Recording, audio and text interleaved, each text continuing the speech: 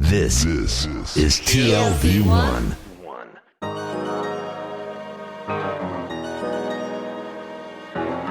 The Tel Aviv Review with Gilad Halpern. Hello and welcome to the Tel Aviv Review, a program dedicated to the word, to the thought and to debate, brought to you by the Van Leer Jerusalem Institute, which promotes humanistic, democratic and liberal values in the social discourse in Israel. I'm your host, Gilad Halpern, and every week I'll be engaging in close encounters of the intellectual kind with writers and scholars, or simply people of ideas of all types and vocations who have done something to make our lives a tad more interesting. My guest today is a Middle East scholar at the University of Chicago, who recently gave a talk at the Van Leer Institute dedicated to the new historiography of Jews from the Levant and Egypt. And she's joining me here today to try and unpack that title and find out what it means exactly. Professor Orit Bashkin, hello and welcome to the Tel Aviv Review. Thank you very much. So, new historiography as opposed to an old one. What are really the established assumptions that your study wishes to challenge? So I think that in general there was an assumption that with the modern age, the fragile coexistence between Jews and Muslims, that is to say the Jews were never equal citizens in Muslim empires, but at least the equality they enjoyed, not equality, but the comfortable life they enjoyed in comparison to European empires, Tsarist Russia or other such empires, that particular fragile coexistence disappeared because of the rise of Arab nationalism on the one hand and Zionism on the other hand. That these two national movements made the existence of Jews and Arabs or Jews and Muslims together an oxymoron. And what this new literature tries to unpack is the fact that there has been in the 19th century and in the early 20th century a very rich coexistence, participation, and kind of promises of modernity that haven't been studied. So what could constitutional democracy provide for Jews? What can the nation state provide for Jews? So looking into the Jews in the societies in which they lived and not viewing these shared lives as a necessary failure, but rather as something that had potential, at least until the 40s. But it had only potential, right? All the alternative scenarios ended up being hypothetical. Yes, it had, but I think it had more than a potential. And I think that, if you look, what happened in the 20s and the 30s is sort of the rise of nation state in the Arab world. And many Jews saw themselves as loyal patriots of these particular nation states, especially in the Levant. But not only... By Levant you mean Iraq, Syria, Lebanon. So Jews saw themselves as local patriots. And they studied Arabic. In Iraq, for example, they wrote in Arabic. They joined political parties. And in the 20s, for example, or even in the early 30s, that particular choice looked quite appealing. And I also think, when Jews migrated to Israel or made Aliyah in the 1950s, they encountered here horrendous poverty. We don't actually know what could have happened if, the Iraqi government said to Iraqi Jews, go back. You live here in tents and shacks. Why don't you go back? And we do know that Moroccan Jews went back, Iranian Jews went back. And so I think that there's more than a potential. Having said that, one shouldn't ignore, the horrendous attacks on Jews during World War I, the rise of pro-fascist parties. So this is being taken into account. But I think that these horrible, dark moments in Jewish-Muslim or Jewish-Arab relations should not make us reconsider other elements of life. And but don't you think that historically speaking, this inevitable clash between Arab nationalism and Zionism, just made it unsustainable for them? Yes, I think at the end it did make it unsustainable, but I think that the end should not determine the beginning. And I think my inspiration here is actually studies of Jewish lives in Poland or in Russia. So, for example, there has been tendency, to look very suspiciously at Jewish life in Poland or Jewish life in Germany because of the Holocaust. But then historians try to unpack the before, not only how the story ended. So horrendously, but also what happened before. The richness of cultural life, of trade, of interactions between individuals, not major intellectuals, traders, people who live together in the same neighborhood, sometimes intermarriages. And I think that the same kind of direction is happening in the studies of Jewish life or Jewish history in Muslim societies, in Arab society. So let's look at the before. Let's look at the rich Ladino press. Let's look at the participation of Jews in the Arab press. Let's look at novels written by Jews in the 40s or short stories. Let's look at the poetry. And I think that it's extremely important because in a way, this literature, this culture, this life has been doubly marginalized. First, by certain nationalist elites in Arab countries that didn't want to recognize the contribution of Jews to their society. And secondly, by here in Israel, because a lot of it was written in languages that people, or at least scholars, didn't know, Arabic, Ladino, and so forth. And there wasn't this recognition that you need to study Also, it was the language of the enemy. Yeah, exactly. And so I think that making this history known, making this history accessible again is something that is quite important.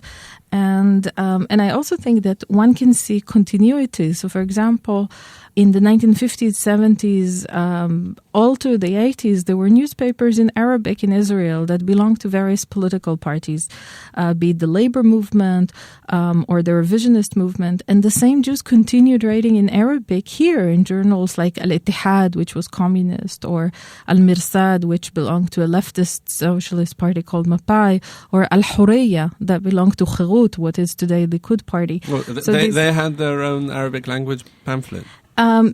Each party had here a newspaper in Arabic, to which a lot of these Iraqi Jews in particular contributed. So it's not necessarily that upon arrival to Israel there was this kind of shift or this kind of break. Of course, moving to Israel was, a very traumatic shift, but actually the quote-unquote divorce between Jews and their Arab culture, or Ladino culture, was much slower than what we imagine.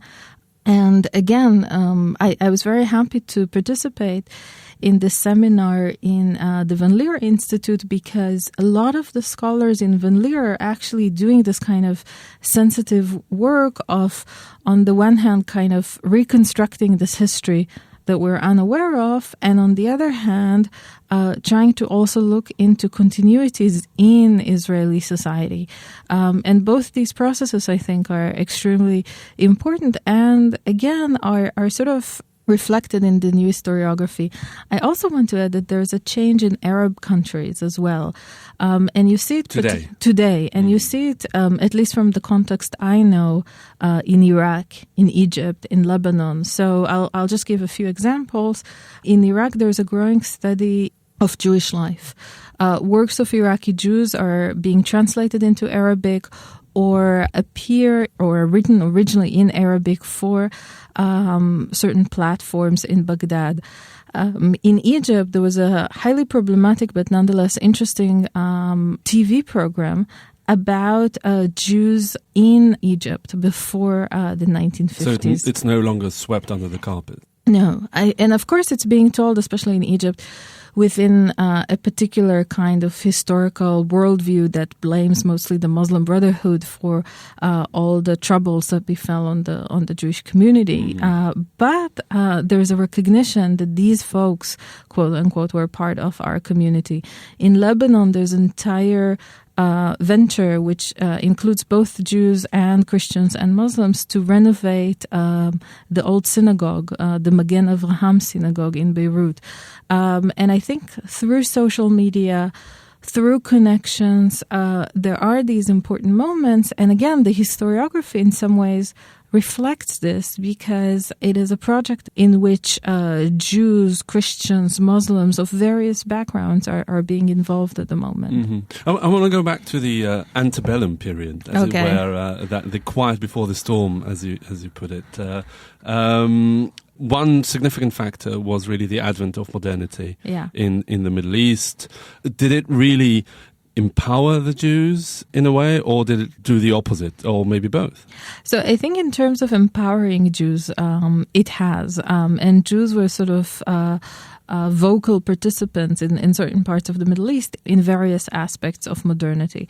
So one important aspect is the Jews were multilingual communities in the Middle East. So they attended bilingual, sometimes trilingual schools, and they learn other languages in addition to their local dialect and Hebrew, such as Arabic, Ottoman Turkish, English, French, and especially their knowledge of English and French allowed them to integrate more effectively in global trading networks. So again, if you look at Iraqi Jews, there are very interesting networks stretching from the 19th century that go on the one hand to India and on the other to England. And so these kinds of networks are very important. And again, they benefit from the fact that Jews know foreign languages, that they attend the Alliance School. Later on, when the British and the French are here in terms of their control of Middle Eastern countries in the form of mandates, Jews play a role there. But on the other hand, conversely, it associated them with Western powers, which wasn't really a good thing during the nationalist renaissance of some Arab countries. So that's also extremely interesting because it is known that Jews worked with foreign companies. And in a way, in some countries, it even pitted them against the Christians, where the Muslims were sort of considered the brokers for both communities. On the other hand, and this is also something that the new scholarship had unpacked, not all Jews were sort of, eager supporters of the colonialist regimes or the mandatory regimes. Clearly, there was a lot of support. But we also know today, for example, about Jews, especially in Egypt and in Iraq, who were members of the communist parties, where one of the major tenets of these parties was a critique of Western colonialism. Some of my colleagues who worked on Egypt, who worked on my work on Iraq, actually tries to understand the sort of central position of Jews in these countries. Also, Jews were patriots, so you see a lot of, you see collaboration with the British and the French, especially through trade, participation in banks and so forth. But on the other hand, you also see patriotic poems, sort of yearning for the day in which independence comes. So it's a mix. And again, what's unique about, I think, some of the new studies that were published is the multiplicity and the diversity of options. Yeah, and exactly. This leads to my next question, which is, to what kind of ideologies, to what kind of isms did the Jews gravitate? Or were they predominantly integrationist, nationalist, and in parentheses, you could say, or communist, or Zionist, or just agnostic? I think that there are many isms. I think if I had to sort of give sort of a general assumption, I would say that most Jews were actually happy to stay where they are. They were pro-Western. They interacted with their neighbors, and they enjoyed their location, especially the middle and upper classes, in these kinds of societies. So they were happy with the status quo. And of course, we're talking about different kind of status quos in the Middle East. So the 20s are still under colonial rule, the 50s are different. So we're talking about different kind of levels of comfort. But in each community, there were other isms that were important. So communism was one, patriotism was another, sometimes nationalism. So the various options were available. And I also want to... What would you say was perhaps the most attractive for them? I think actually until the 50s, the sort of status quo, living together, coexistence, maintaining their status as middle-class urbanites. Again, it's very difficult. Did they find an interlocutor among the indigenous populations? So that's another important thing. And again, it's very difficult, and I want to put this in parentheses, it's very difficult to talk in generalizations because the differences between Jews or Jewish communities were immense. even in one country, there were differences between urban communities, rural communities, between the upper middle classes, the middle classes, the urban poor, the rural poor. There were differences in languages. So when we're talking about the option giving to the Jews, or the political option, it's very much dependent on the particularities of place, space, and the relationship with either the British and the French. Now, having to generalize, again, I think that Jews had important, I wouldn't even use this word, important partners, important friends in modern Arab and Muslim societies as these communities became more integrated. So, for example, one kind of astonishing historical example that many people give is the support given to pro-Nazi and pro-fascist elites in the Middle East. And of course, we all know about Hajj Amin al-Husseini, the Mufti. This also resulted in a horrible pogrom against Baghdadi Jews in the first days of June 1941. But we know today, thanks to this new literature, that there were also many people in the Arab world that resented fascist and Nazi forces. Communists, religious intellectuals who thought that deifying the state is a sort of a form of sacrilege. Elites whose political power related to their connections with the British and the French. Liberals. And so when Jews challenged the Nazis and the fascists, they also had other people in their community who also had very problematic ideas or that also viewed Nazism and fascists in very critical eyes. And a colleague in Tel Aviv University, Israel Gershoni, has done a lot to sort of document these kind of liberal Egyptian powers in the 30s and in the 40s. So that's one example. But again, as Jews become more integrated, they trade with Muslims. In certain places, they go to the same public schools with Muslims, not necessarily the private Jewish schools.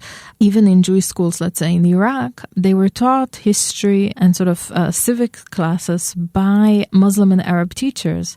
And so, with roads becoming more accessible, with people not just living in particular Jewish neighborhoods, but actually spreading to different cities, with the rise of sort of modern culture of coffee shops, with more liberties giving to women, the spaces, the city, the cafe, the editorial board of a newspaper, the bank, the schoolyard, the communist cell, all these kinds of venues become open to Jews. Now, again, I don't want to idealize. But I would like to ask you here about the schism, this abrupt disappearance of the Jews from sight. How did the Jews who left for Israel cope with that transformation? How did the indigenous Iraqis who were left behind cope with it? Yeah, so that's, at least with the Iraqi case, that's a very interesting point that is now, again, beginning to be rethought about. So I think generally Jews paid the price for the Arab-Israeli conflict. And you see this, that every time there are tensions in mandatory Palestine, there are also tensions in Iraq. And, people in the region, even before the 1948 war, were involved in the conflict. They read about it. There was a great sympathy for the plight of the Palestinians.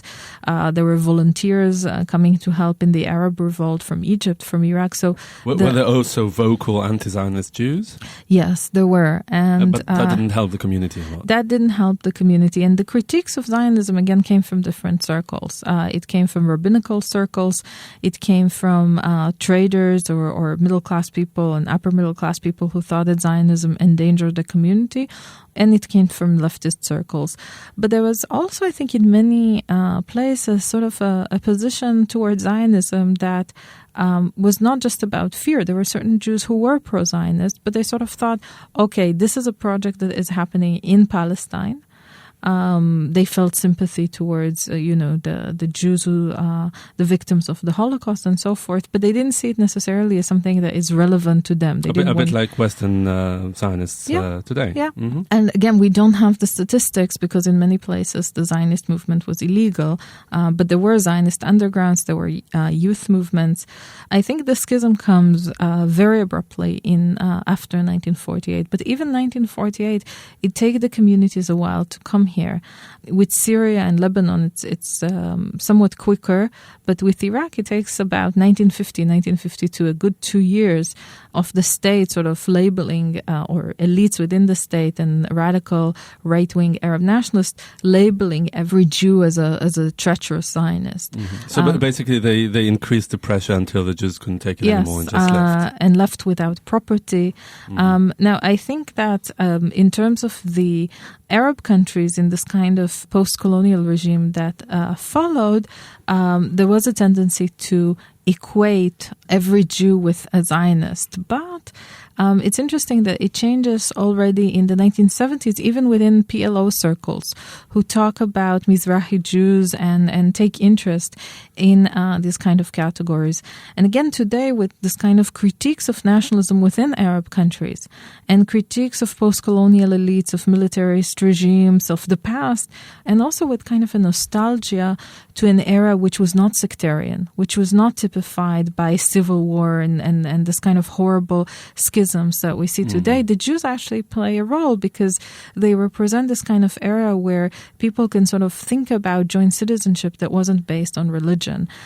So that nostalgia is definitely there. And then in Israel, again, in the 1950s, there was a lot of nostalgia, especially by poor migrants to the countries from which they came. They longed for Iraq in some ways.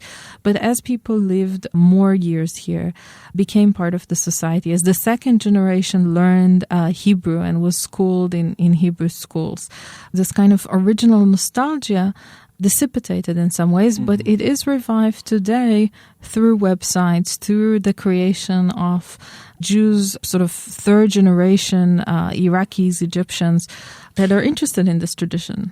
This is all very fascinating, Professor Orit Bashkin, but I'm afraid we've run out of time. Thank you. So we'll have to leave it there. You're a Middle East scholar at the University of Chicago, and only recently you gave a talk at the Van Leer Institute that's dedicated to the new historiography of Jews from the Levant and Egypt. Thanks very much. Thank you very much. Thank you.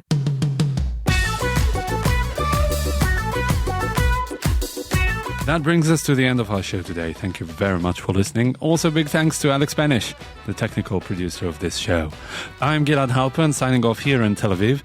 Do join us again next week for another edition of the Tel Aviv Review. And until then, goodbye.